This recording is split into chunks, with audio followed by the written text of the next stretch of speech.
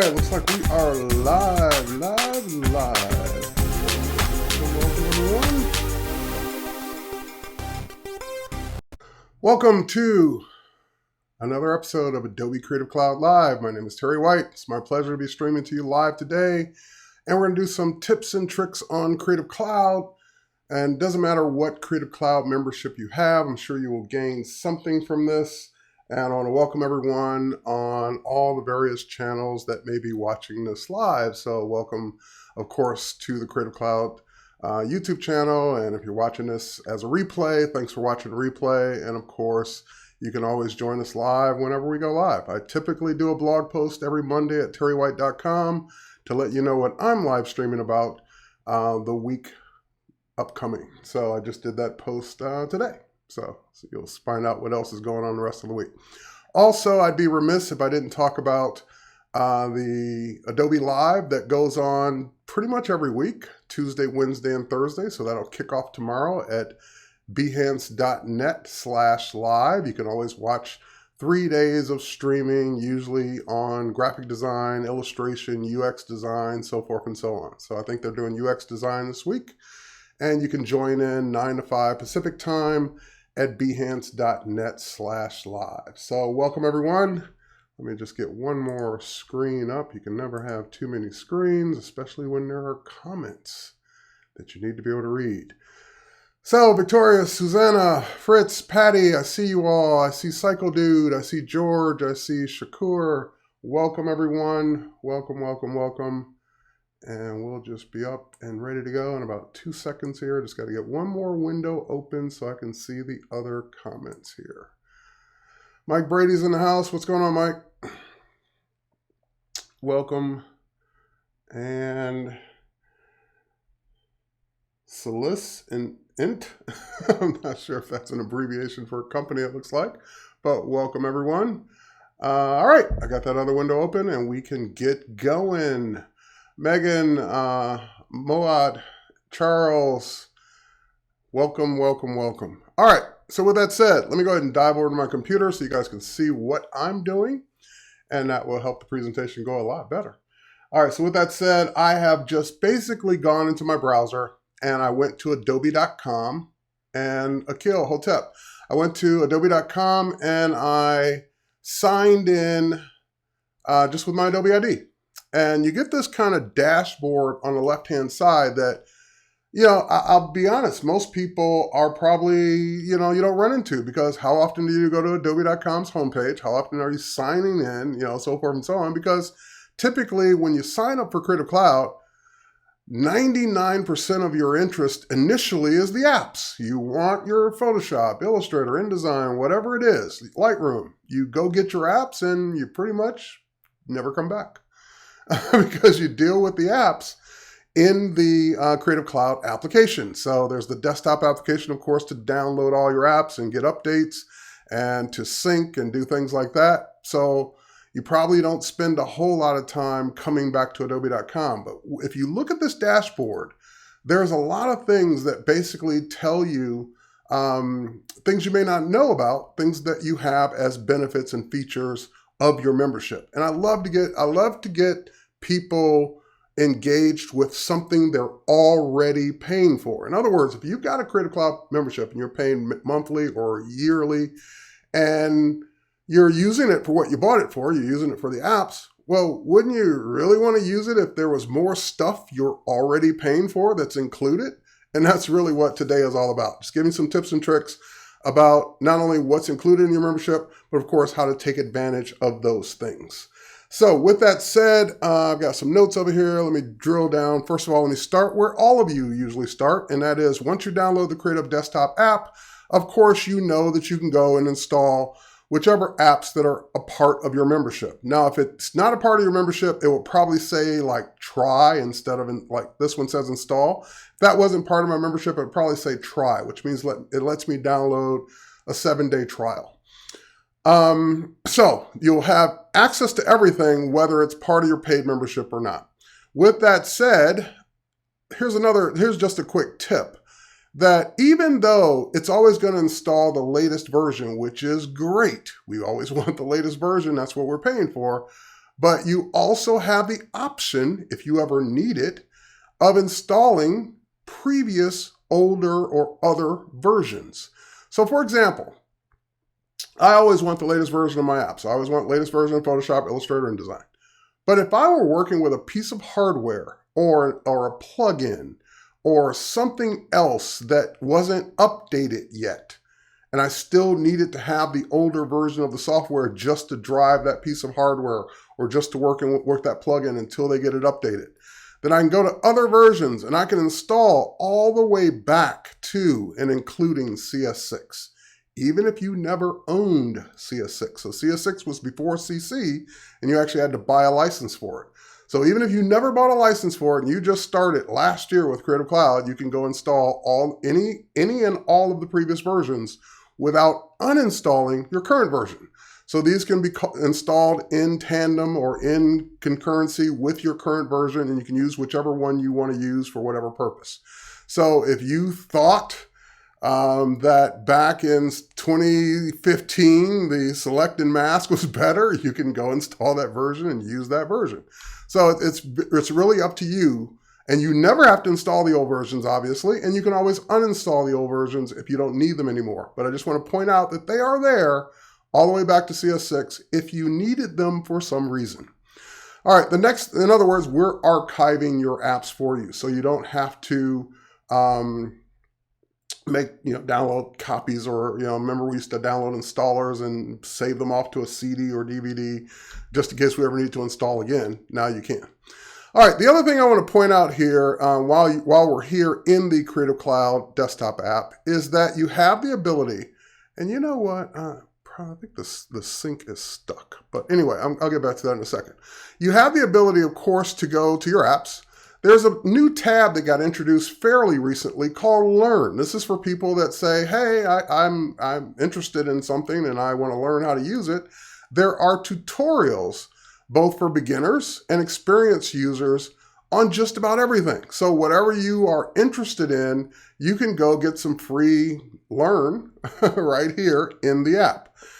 And you can, of course, switch the tab between beginner and experienced. So if you're more of an experienced user and you want to learn new things or more advanced techniques, you can go and learn those from here as well.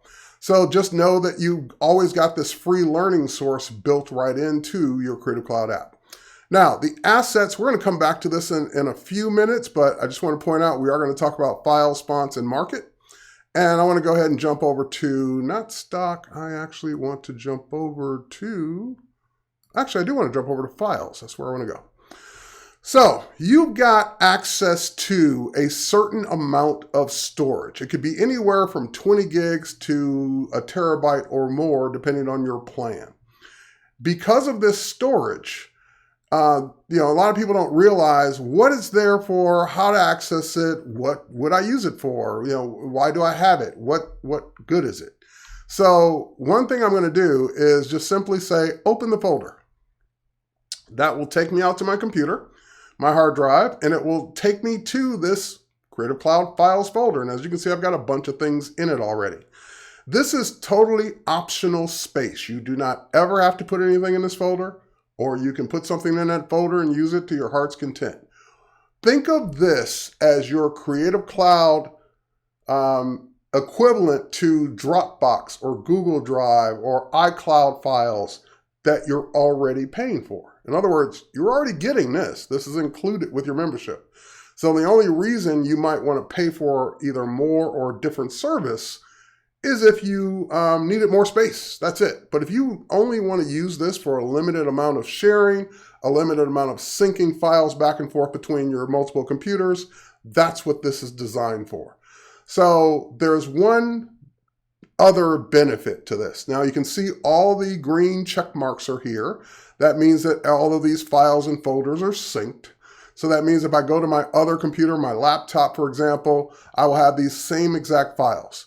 Also, these files are taking up space on your drive as well. So that means that if you need to disconnect from the internet, or you don't have an internet connection, you still have access to these files even when you're disconnected, because it syncs them and stores them on your computer. And the only time it needs to sync again is if you make changes or add new files or delete files. Now, that's pretty much the way all cloud file services work. They let you sync files. They're stored locally on your computer. You can sync them to multiple computers. You can access them on the web usually. But that's where Creative Cloud really shines, is that access on the web part. So for example, let's say I pop over here and I go to my assets and I click on Creative Cloud Files. That'll take me to, yep, I know. That'll take me to the web view of that same folder. So it's showing me all the files, but it's showing me something I would never get with Dropbox, Google Drive, iCloud files, so forth and so on. It's actually showing me the actual files. So because it's Creative Cloud, we render the Illustrator files, the PSDs, the PDFs, the InDesign layouts. I'm actually able to see all of this content on the web without having, even if I was on a browser and I didn't have any of those apps installed, because we're rendering it on the web browser itself. Now, okay, you're thinking, well, why do I need that? I can just go to the folder. I can just look at the stuff there. Well, what this is handy for is when you're actually going to collaborate or share with someone else. So for example, if I click on this Illustrator file, it will render it in the browser. It'll let me zoom in on it. It will also, you see that there's an option that says no comments exist. That means that comments can exist because I can actually share this with anyone on the globe as long as they have an internet connection and they have the ability to look at this in a browser. So they would be able to look at it, zoom in on it, and if it had layers, I'm not sure this one does, if it had multiple layers, they would even be able to turn the layers on and off and drill down. Not affecting the original file, this is just what's happening on the web. And of course, they would be able to add comments. So I have a built-in review system with my Creative Cloud files that I put in that folder.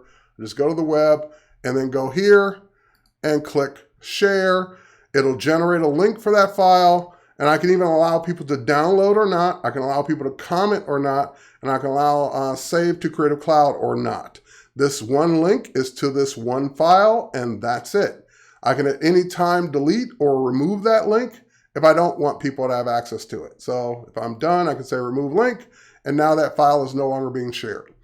So it's great for what I like to look at the Creative Cloud Files folder, especially if you don't have a ton of space with your plan. It's great for work in progress. I'm working on a file, working on some content.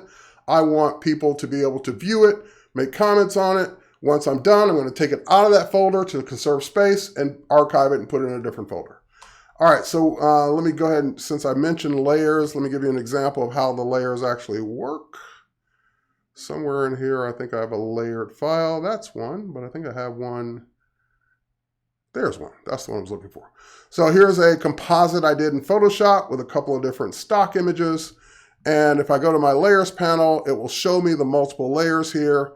And I can, of course, as the viewer or as myself, turn the layers on and off for people, or for myself, or people that are viewing this file could turn them on and off as well.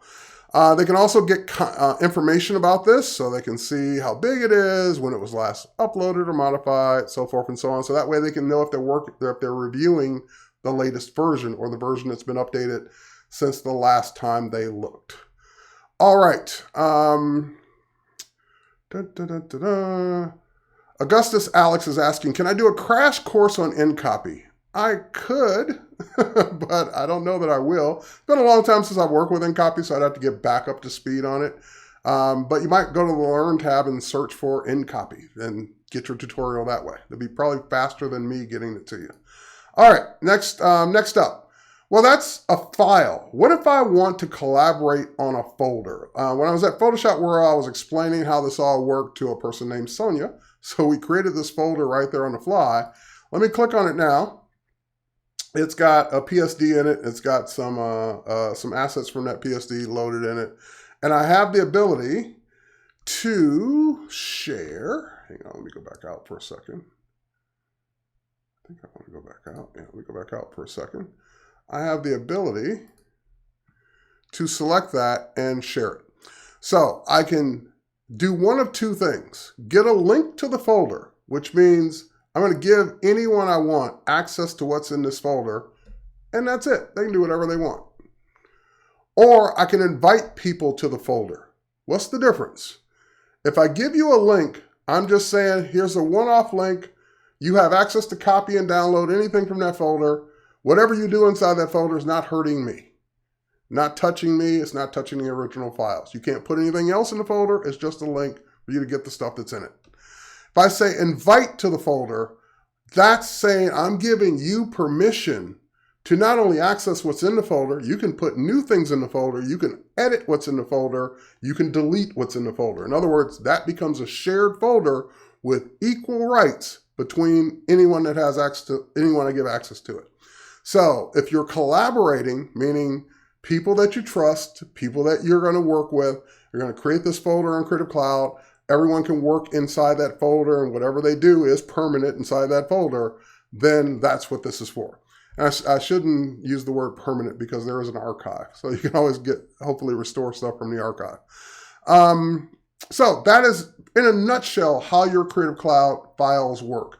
Anything you create in your mobile creations, your libraries, all of that is also accessible here inside of your Creative Cloud web view. So if I go to my libraries, I can, libraries aren't here yet. We're moving them in soon. Okay, they're updating that. That used to work, but mobile creations. So if I can go to my mobile creations, it'll take me there and show me stuff I've created in the various mobile apps, which is another benefit I'm going to get to in a minute. I think I can also, hang on, let me go back one more. I think that will take me to just a different view of the library. So you can get to your libraries, just not in that files view. So it's thinking, it's generating previews of all my various mobile creations, whether I did them with Comp, Adobe Draw, Adobe Fix, Adobe Mix, Photoshop Mix, Photoshop Fix, Adobe Photoshop Sketch, and anything I've archived. I don't think I'm going to wait for this, but just know that it will eventually come up and show you a nice preview of all your things. Here are all my libraries. So I've got all these various libraries of things that I can access as well. And my mobile creations eventually will do the same thing, but we're not going to wait for it. All right, so that is, in a nutshell, how you can use your space you're already paying for, already included in your plan, to work with your other computers or other people. Now, with that said, there's two other categories in the assets area. There's fonts and market. So let's go do something. Let's go to Photoshop. And I've got Photoshop open here. I'm just going to, this would work in InDesign, Illustrator, or whatever. I just happen to have Photoshop open. Let's go ahead and create a new document. And, sorry, I wasn't even looking when I hit return. It was on the last template I used. How do you restore files? You go to the Archives tab. That's how you would restore files. All right, so I didn't mean to click on that template. I really meant to click on a blank document. There we go. And it gave me a new artboard. And of course, I can hit the letter T and I can type in Happy Monday, which is kind of hard to see when it's all in white. So let's just go grab a different color for it. Let's go grab that nice green color. Did that work? Nope, it did not. Let's do it this way. Grab that nice green color. Okay, so I've got my Happy Monday. I'm going to make it nice and big. And we'll just click OK. And there's my Happy Monday. All right, so now I've got my Happy Monday in place. And what I want to do is, let's say I want a different font for this.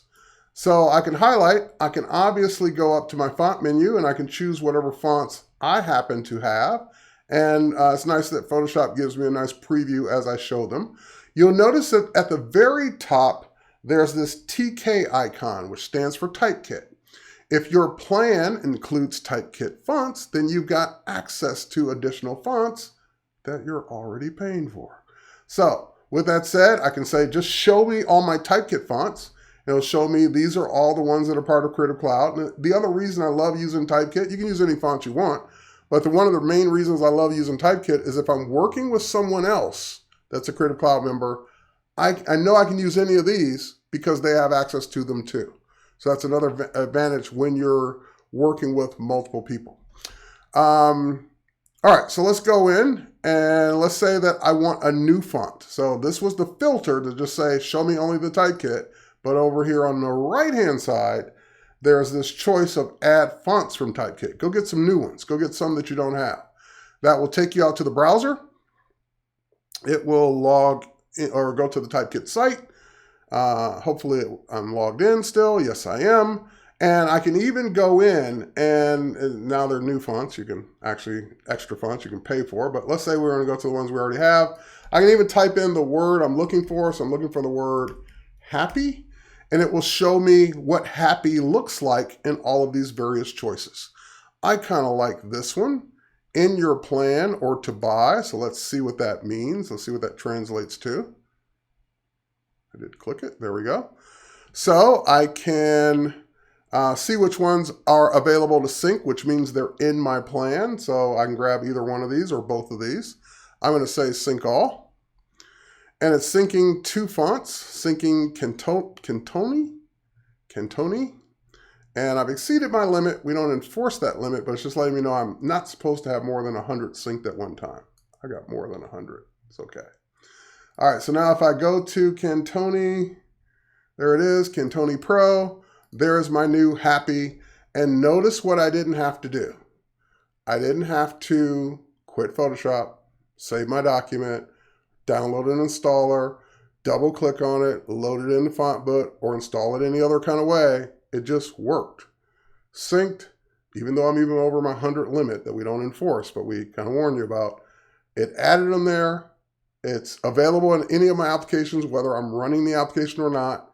And it's available in all of my applications, whether they're Adobe applications or not. So can I quickly explain add to kit?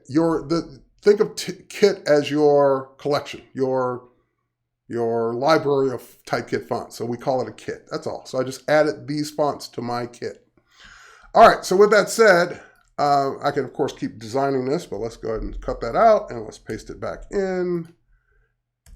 There we go. And we can make that bigger. And then we can of course commit to that, and we can put that up here, and we make it a different color, and we play with it and get that looking the way we want. But you get the idea. All right. So Typekit fonts, part of your membership. Take advantage of them. They're there. Why not? Unless you just have all the fonts you ever needed, there are other fonts you can play with. All right, so next thing we're going to do, we're going to go in and talk about the other one, which gets no play whatsoever. That's why I'm bringing it to your attention now. So we've got fonts, which we just added, Cantoli Pro. There it is. It's syncing still. We've got, I don't know, it's adding to this list still, but I got something going on here with my sync that's stuck. I need to quit out of this and relaunch it. But anyway, syncing the two fonts, they're already there. I already used it. But here's something else that you might want to take advantage of, and that's the Adobe Marketplace. Now, the Market was pre-Adobe Stock. In other words, once we went with Adobe Stock, we just focused all attention on Adobe Stock and just kind of forgot about the Market. The advantage of the Market in cases over Adobe Stock is that the Market doesn't cost you anything extra. Adobe Stock, you have to license the images and content that you download and pay for it extra. These are all included because these are community sourced, meaning people donate this artwork to the Market and make it freely available. We make it freely available for you to use. So for example, let's say I was going for this music poster and I wanted an old style microphone to go with it. So if I go back to the Market and I do a search, and I do search for microphone, we'll find some microphones, some vector microphones for me to use. Some nice ones, actually. That's a pretty cool button. And again, these are all updated and submitted and approved. These are all free resources for you to use. So let's say that I'm just scrolling through looking at all my choices before I pick one. Oh, there's even a whole sheet of different icons. So it just goes on and on and on. Okay, so let's say that I saw one earlier. I kind of really like that first color one I saw. I kind of really like that one. All right, so let's say I want to use that one. It's free for me to use. All I have to do is sync it to one of my Creative Cloud libraries, which is the next thing we're going to talk about as an advantage and tip for Creative Cloud. So I'm going to go ahead and say click. Which library do I want to sync it to? I want to sync it to my Adobe Live 2018 library. It will begin the sync process. And if I just get out of this and go look at that library, hopefully, yep, there's my Adobe Live library. Let me close these color themes. And there it is. It's already there. So I just synced it and downloaded it that quickly. All right, so now, and by the way, you can have multiple libraries. I've got like over 70 different libraries. So that's the one I use for live streaming. It just added it as the most recent one. Here's the one I did this week at Photoshop World. So this one's newer. I can now just go ahead and pull this into my design. It would help if I move it up in layers. Hang on, let's move it up to a layer where you can actually see it. Here, let's actually put it up here, above everything else. There we go. And now I can go ahead and scale that down. We don't need it that big. And I can put that wherever it needs to go as part of my design. I don't have to worry about licensing or royalties or anything like that or paying for it. That is now in my library for me to use for the rest of my life. I can just keep using it over and over and over and over again. All right, so some of them will be photographs. Some of them will be vectors, depending on what it is. Of course, if it's vectors, you can go in and edit it inside of Illustrator and continue to make it your own. This looks like it was a pixel-based document, so I cannot pick it apart and go edit it as easily. But if I go back to the market and I go back to those microphones, and let's say I like this one, add it to the same library. Here it comes. There it is. And let's see if this one, yeah, that's SVG, so that means it's going to be vector. So it is opening, my Illustrator's opening right now because it's going to go ahead and open it up in Illustrator. Once it's open in Illustrator, then I can do whatever I want to do with it. Yep, I know I got to renew my Creative Cloud. Speaking of Creative Cloud memberships, yes, even I have to renew it as an employee. But here it is, my vectors, and now I can go ahead and pick it apart and do whatever I want to do to it. If I want to change the color of it, want to change the size of it, want to change the shape of it, I can ungroup it now. I can do whatever I want to do because it is all mine to play with. So for example, here, let's go in, let's do that. I want to just change it slightly to that. I wouldn't, but let's say I did. Or maybe I wanted to close the gap. There we go. Close the gap up a little bit between there. I can now change it. And if I want to change the colors, going back to the libraries. There are my libraries. And let's switch up to those color themes. I can now change the color of it to whatever color I needed it to be. So there was that green I was trying to click on earlier. I think it was that green. And away we go. All right, so if I save it, it's going to update the one in the library. So if you want to add this one as a new item to the library, here's a tip. Just simply select it and drag it into the library as a brand new piece of artwork. And now you've got the original black one and the new green one so that you're not overriding the original. And of course, now I can close this one and not save it because I've got the one in the library. If I switch back to Photoshop, there it is. Pull it right in and scale it to whatever I need it to be, put it wherever I want it to be, and there's that microphone as well.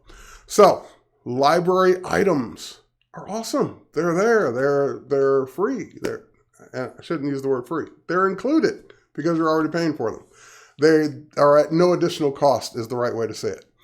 Okay, so you've got your Creative Cloud files, you've got fonts, you've got vector and raster assets that you can use. Evil Cerise, what's going on, man? You've got all of this various content that you can use built in. But one of the things I show people that just makes them think, oh my God, I didn't know that this was here and I've been paying for something separate. That is Portfolio. So let me see what this is here. Dun, dun, dun, dun, dun.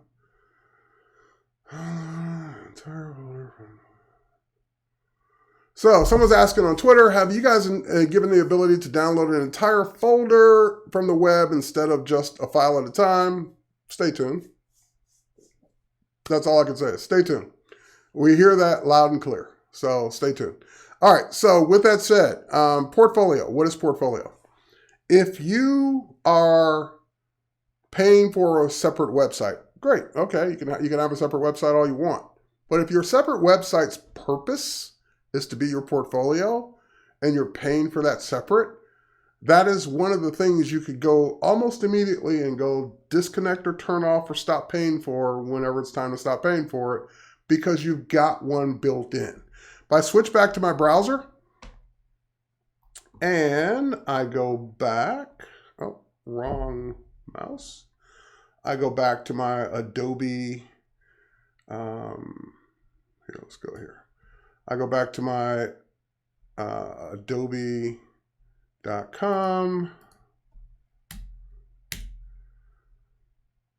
Oh, it's giving me a different dashboard. Wow, that's new.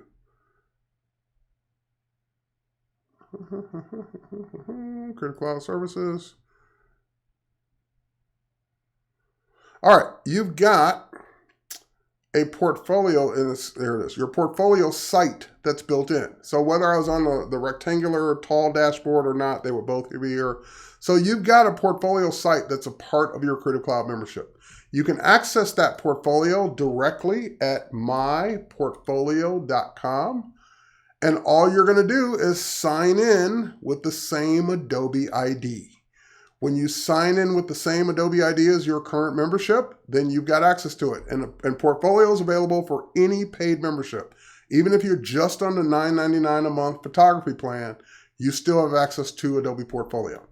So once you go to Adobe Portfolio the first time, it's going to say something like create a portfolio. Mine's already created. You only get to create one, so all I can do is edit mine. But the nice thing is you have various themes to work with. You can bring in or sync content directly from your Lightroom Mobile or Lightroom CC albums. You've got the ability, of course, to use Typekit fonts. They can be password protected. You've got photo grids. It's optimized automatically to be responsive on any device. You can have your own custom domain name. You can bring in over your projects from Behance. It is a really cool integrated portfolio. And of course, there are themes to choose. So if I say view all themes, that will show me the various themes that I have access to. And you can even switch themes when you get bored and you just decide, hey, I want my portfolio to look a different way.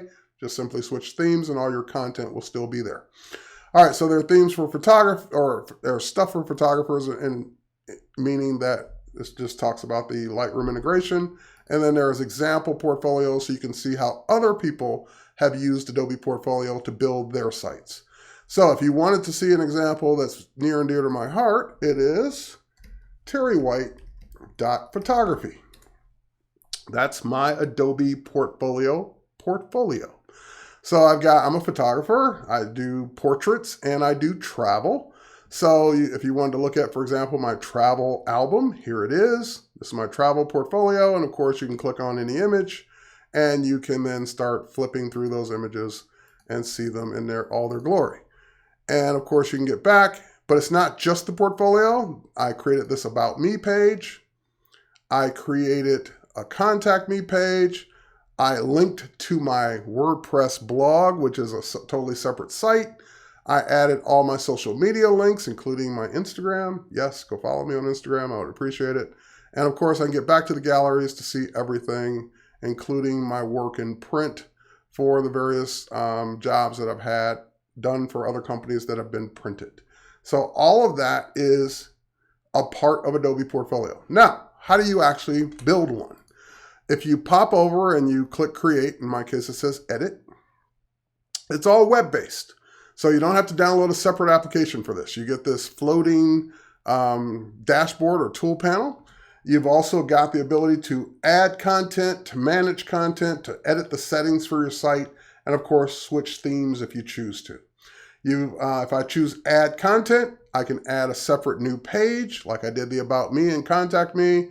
You can add a Lightroom album, so it just brings over all the photos in that album in the order that they were created in that album.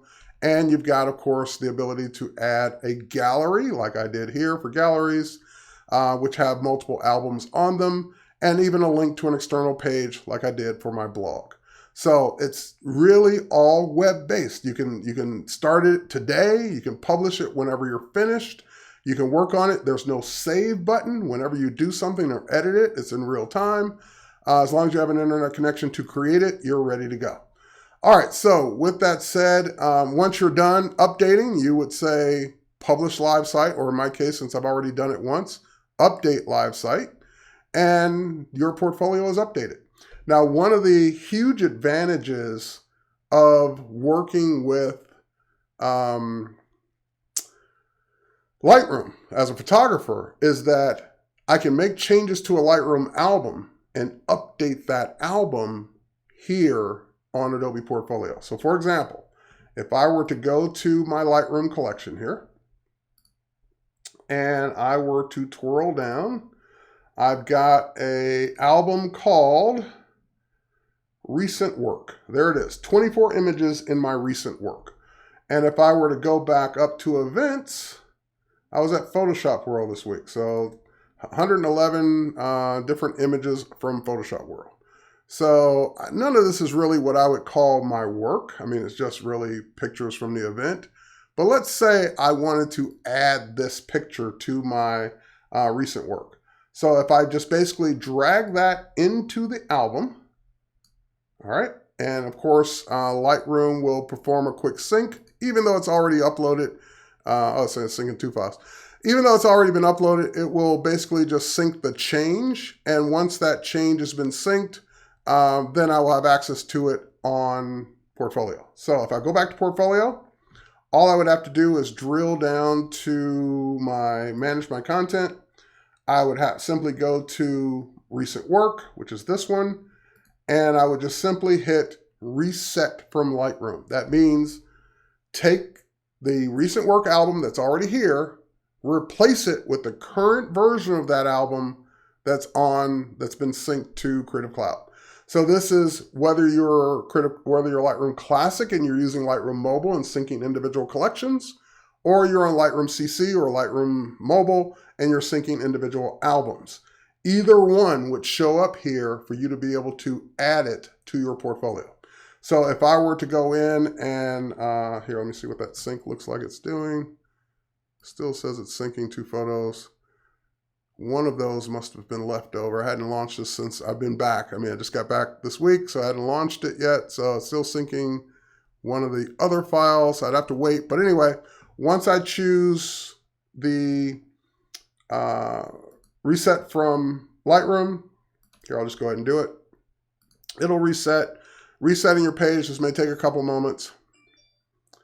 And page has been reset back to the editor. And it's reloading that now. And if I were to go look at that recent work album, it may or may not be there because it hadn't finished syncing from the browser here. Let's see. Nope, it's not there yet. Oh, there it is. Oh, it did work. Okay, so it's there. It's worked. And if I were to now go push this live, that would now be live for anyone that's on the web looking at my recent work. So that's it. I can now say view my site. This is the actual live version, and I click on recent work, and that image, which is really not work, is there. But as you can see, it's that easy to update your portfolio, especially if you're a photographer working in Lightroom.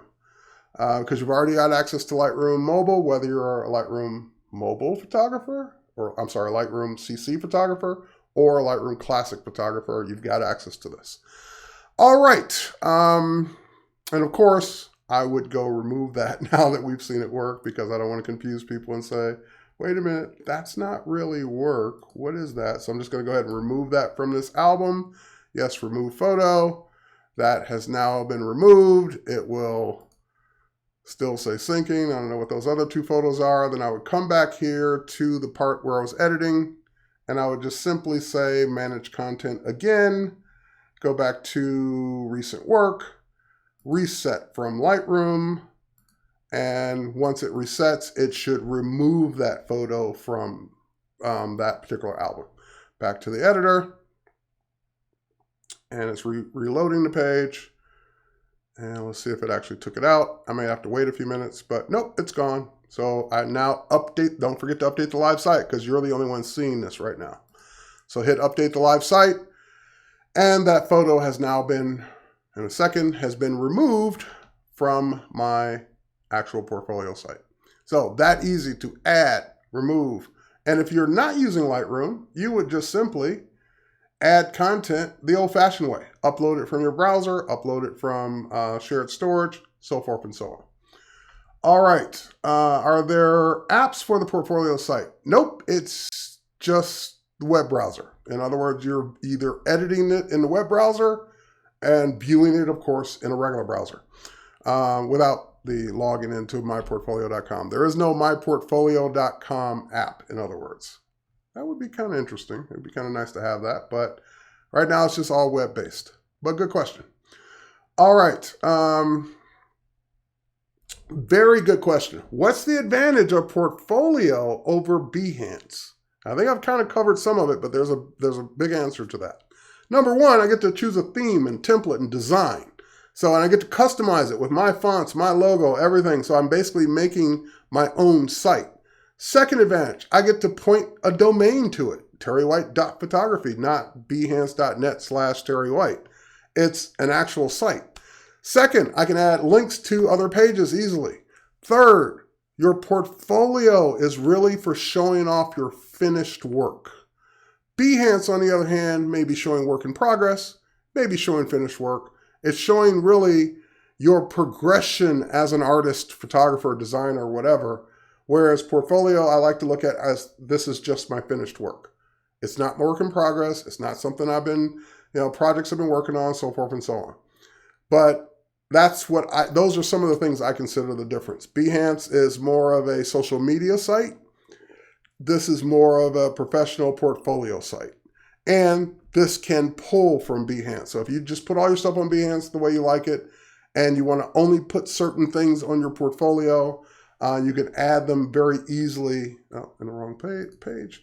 You can add them very easily into managed content, because managed content shows all of my Behance projects. So I just have to turn them on and they would appear on my portfolio. So they're very tightly integrated, but one is very different than the other.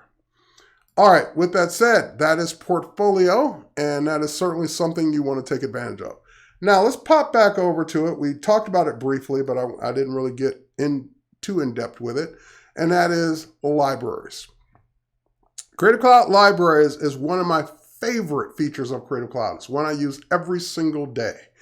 Because what a library, if you go back, especially if you've been using the Creative Cloud or even Creative Suite apps back in the day, you might remember that, well, InDesign, for example, had an InDesign library. That was for putting stuff in there that you're going to use over and over and over again in various InDesign documents.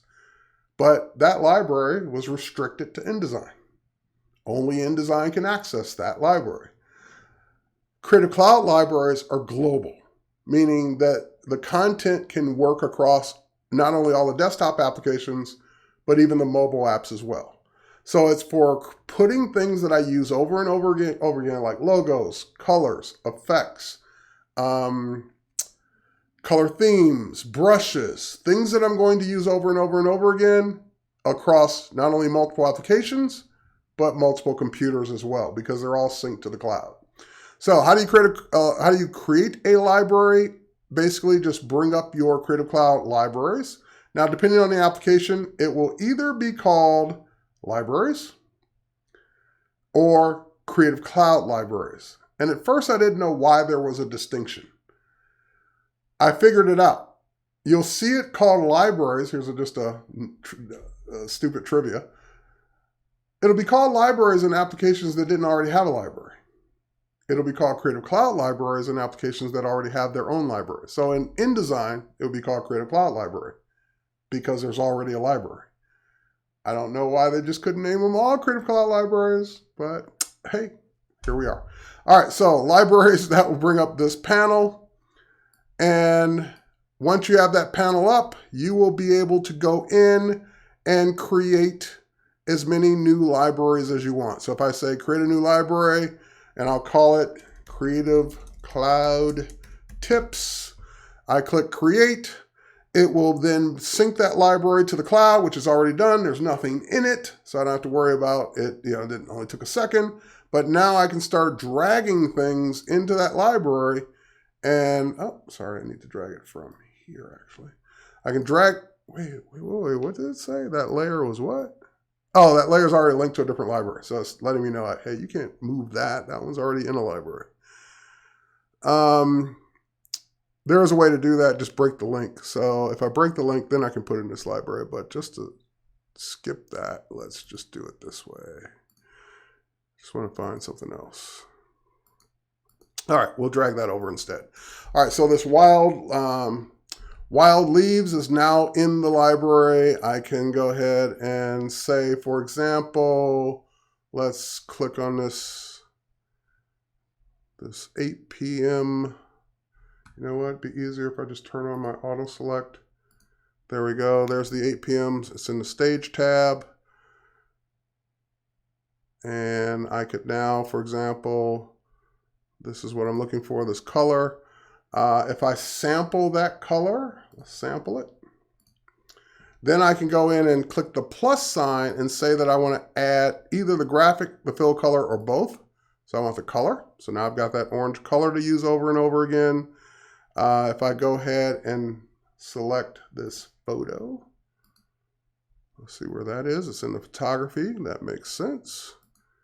It's not that one. It is that one. So I can drag this over with its mask.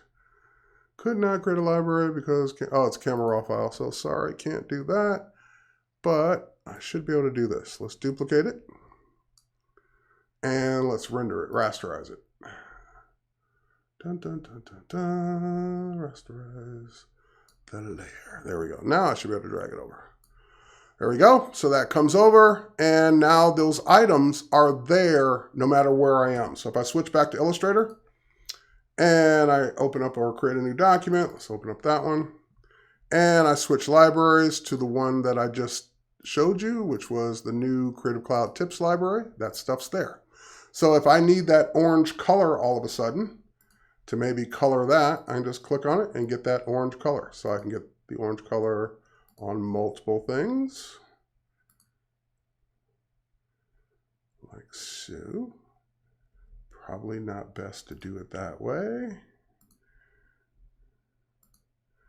How about that? There we go. Let's get those up there too. And the flag. All right, so now we got the orange color on all of those. That color came from Photoshop. So very easy to utilize the same content across the board without having to save it to a folder, go find it in the folder, bring it back in, so forth and so on. Just using these libraries to pull content in is awesome. So there's my wild leaves. And of course, we can select that and rotate it. There we go. And make that a little bit bigger. All right. Also, if it's in the library and it gets updated, it will update across the board. So here's an example of how, here's a tip of how I use libraries all the time. Let's say I make some new text and I, Creative Cloud Monday. All right, so we'll make some text. We'll drag that text into the library. We'll now take the text off the canvas, just delete it. And now we'll drag it back on, this time from the library. So just click, and there it is. And if I go to Photoshop now, and there it is, Creative Cloud Monday, drag that in as well. Hang on for a minute. I don't know why I can't drag that one over.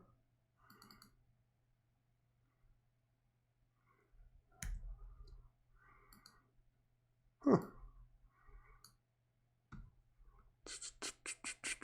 I'm not sure what I'm not doing here, but we'll do it a different way. Let's go ahead and just simply create another Illustrator file. Let's just do it here, for example. All right, so we'll drag it over onto this one. You're attempting to, yeah, layers lock. Yep, go ahead and do that. I am really bombing out on here. You know what? I'm not going to fight which layers are locked on this thing or not. Let's just do this. There we go. All right, there we go. Click, boom. All right, so now I've got it in two places from the library. If I double click on it from the library, it opens up the editable version of it. So even when I was in Photoshop, I double clicked on it and went back to Illustrator because it knows that's what created it. Now, if I were to make a change in it, if I were to say Tuesday instead of Monday, or change the font, change the color, change anything about it, once I save it and close it, it's up. Once I save it and close it, I did save it. I did close it. Oh my God, what is this doing to me? It is not recognizing my change. Okay, you know what? We're going to do this differently. I've never had that happen before, so let's go do it over here. All right, let's just grab our type tool.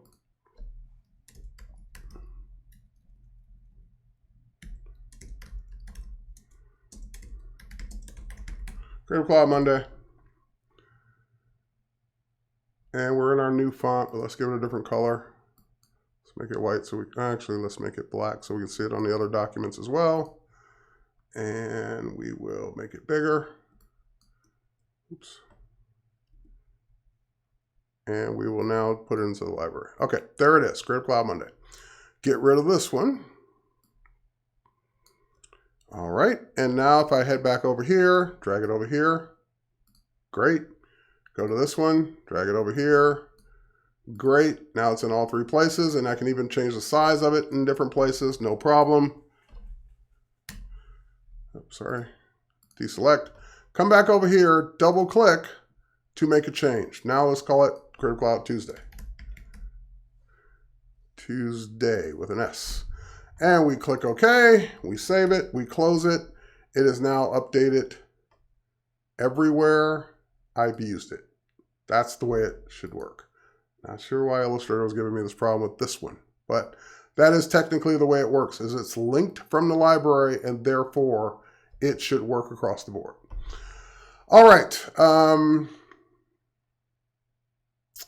Libraries, what else?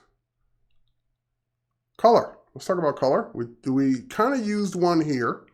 We just basically made a color swatch. So there's two types of colors inside of Creative Cloud. There's color swatches, just an individual color, just like we just did. So if I go to this one and I were to grab my eyedropper and sample that color and add that color to the library, it adds it as, I've just drawn it. I am just totally screwing that part up. Hang on, sorry guys. I clicked the wrong checkbox. That's what I meant to do. Okay, so it adds it as a color swatch, even gives me the hex code so I know which color it is, and of course syncs it so that now that color is also available everywhere else. Those are colors. But what if I wanted a color theme? You can get to a color theme a couple of different ways. InDesign's got a color theme tool built in, and there's another resource even if you don't use InDesign. So let's switch back over to the browser. One of the things that we can do, let's see if it's here. If not, we'll just go to it the manual way. All right, let's do it the manual way. Let's go to a new browser window. Let's go color.adobe.com. So Adobe Color, not signed out, yes. Jesus Christ, okay. All right, hang on, let me sign in.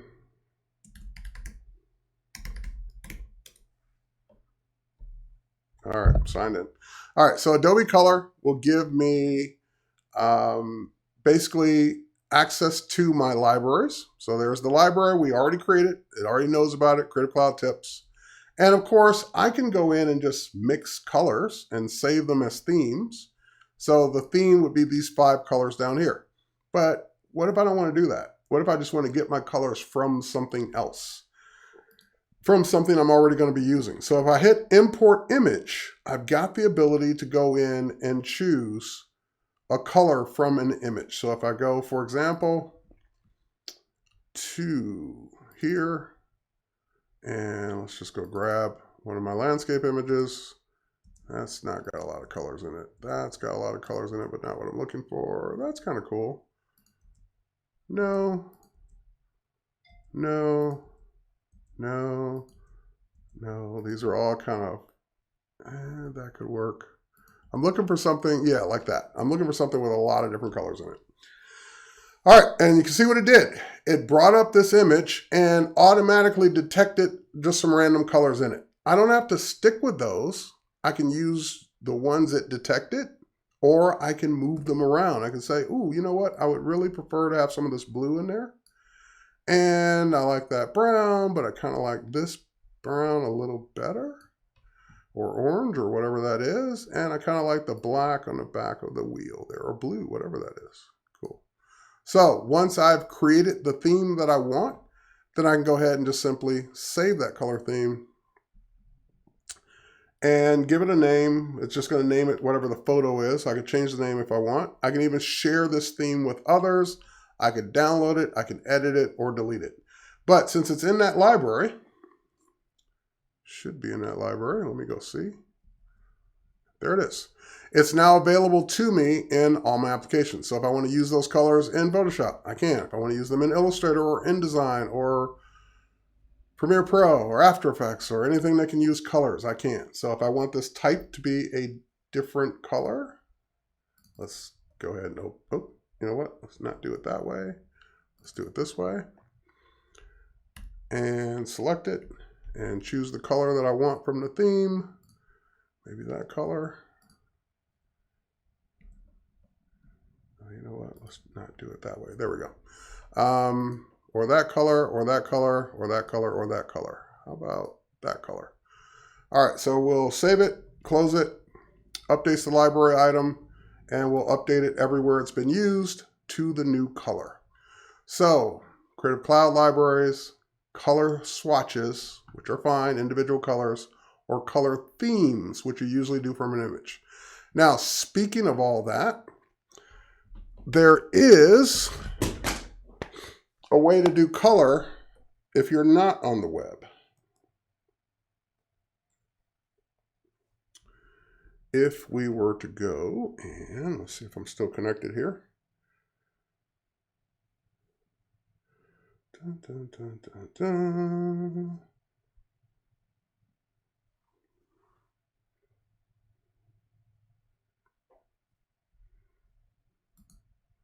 There we are. Here's my iPad Pro.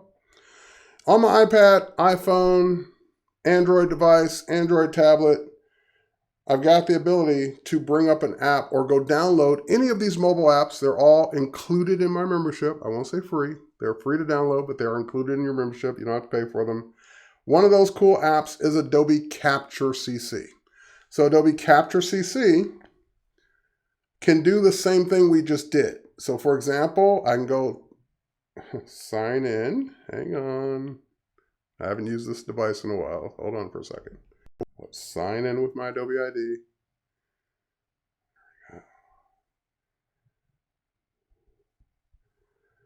Gotta love security. Hang on, signing in.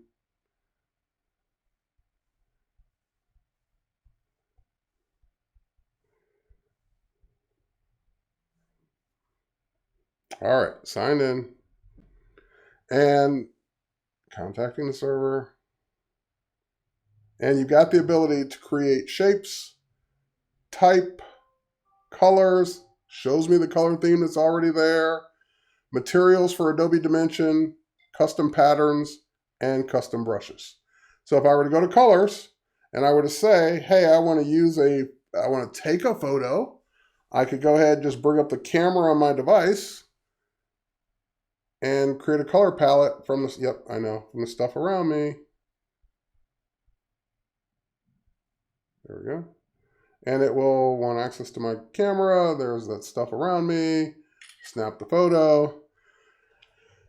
And it will use the colors of what I just saw around me. So if I were to save that theme now into that same Creative Cloud Tips library, save it. Now that theme's there. And I captured that theme either from using a camera on my device or using a photo that I have access to on my device. And I could turn off my notifications there. All right, so if we switch back, that theme is already there, available to me on my desktop. So keep in mind that you've got access to all of these mobile apps. You've got Photoshop Fix for doing photo retouching, Photoshop Mix for doing compositing. You've got Lightroom, which is the mobile component of Lightroom CC and Lightroom Mobile. You've got Adobe Illustrator Draw for drawing vectors on the go. You've got Adobe Photoshop Sketch for painting or doing raster work on the go. You've got Adobe XD for prototyping or seeing your prototypes on the go. You've got all of these apps that complement the desktop apps, including Adobe Comp CC, which allows you to do layouts on the go and sync those layouts back up to InDesign, Photoshop, or Illustrator. So all of these great tools are available to you as part of your Creative Cloud membership. So with that said, I am at my time, right at 5 o'clock, right at the top of the hour. So let me see if I missed any questions that definitely need to be addressed. All right. Manually. Oh, that's a good question. Shelly's asking, is there a way to manually sort the content in a library? And I wish there were. There isn't. You've got, not manually. You've got the ability to, I don't think there's not going to be much. You've got the ability to sort by date or sort by name, but not manually. Yeah, I know. I would love that too. Let's see if I missed anything here on YouTube. Yep, you can use your own domain name, as in terrywhite.photography, for your Adobe portfolio. And that would be in the site settings. Just go to your site settings. It'll give you instructions on how to set up a domain, go buy the domain from wherever you want, and how to point it to your Adobe portfolio site. All right. I think I got all of those. Let me just make sure I didn't miss any over here.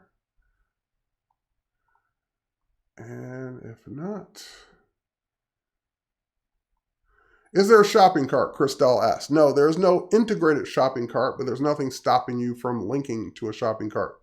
The individual images can actually have links as well. So, for example, if I post images on my portfolio that I want people to be able to buy, I can assign a link to that image that takes them where they can actually go buy it. But that's not a part of Adobe Portfolio, at least not at this point. All right, Thomas, I'm glad you are liking this topic. When I got my notification that it's time to renew, I was like, hey, I should talk about this for people that are asking whether or not they're getting their money's worth. All right. Cool.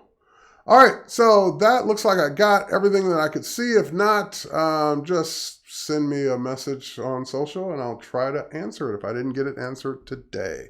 So thanks everyone for joining me for this live stream on how to take advantage of your Creative Cloud membership, how to get the most out of it, and how to really, get your money's worth is what it's really all about. And the whole point of this is that, it's one thing to get what you're paying for, which is great. You're getting access to the apps.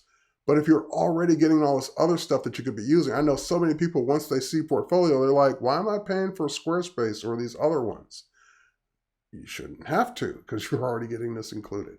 So, hey, I don't really use Dropbox that much. Why should I pay for it? Well, you'd only pay for it if you're using a lot of space, but if this could replace it, great, use this.